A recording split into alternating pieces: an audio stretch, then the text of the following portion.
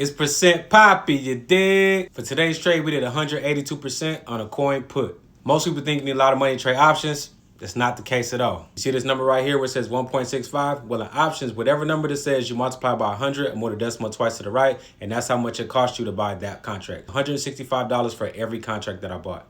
And then right here it says 4.68. This is how much it costs at the time of me selling the contracts. So I made $303 for every contract that I bought. All right, let's break down the trade. In options, the only thing we care about is choosing the correct direction of the stock. Everything the stock's gonna go up, we're gonna get calls or bullish. The reason why stocks go up is because people are buying the stocks. Everything the stock's gonna go down, we're gonna get puts or bearish. The reason why stocks go down is because people are selling the stock. In trading, it's all about support and resistance, and we use our indicators to help us determine our entries and exits. All right, so let's use this red candle right here. Any line or indicator that is above this candle is going to serve as resistance or the ceiling. The only way to break through the resistance is if we have a lot of bullish volume. Volume is the amount of shares that have been bought or sold in a certain amount of time. Each of these candles represent 5 minutes. Bullish candles are green, our bearish candles are red. Size of the candle determines the volume. Long red candle, long green candle, that means it's a lot of volume in that 5-minute time frame. See the small body candle, that small green one, that lets you know that it's not a lot of volume, it's not a lot of movement, buying or selling that is in that 5-minute time frame. And if you don't have a long bullish candle, then it's going to reject because it doesn't have enough power to get through.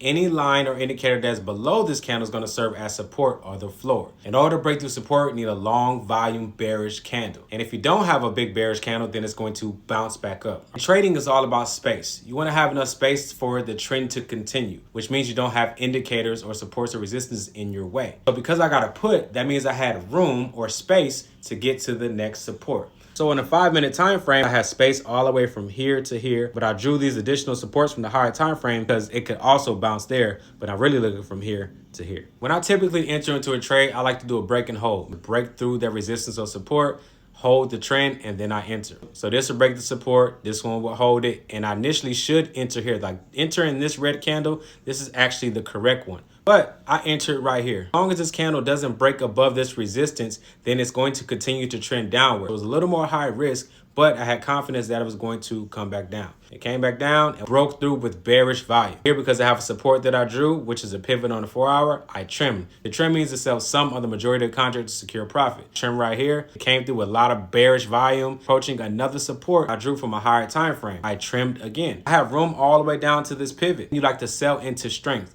So when this candle was red, sold right here before it reached that pivot, because what happened afterward, it bounced back up. Into the trade here at 9:38. See, I trimmed along the way, trim, and I finally got a trade at 10:08. So if you're interested in learning options or join our Discord, go ahead and put wealth inside the comments. And remember, percentage over everything. And let's get this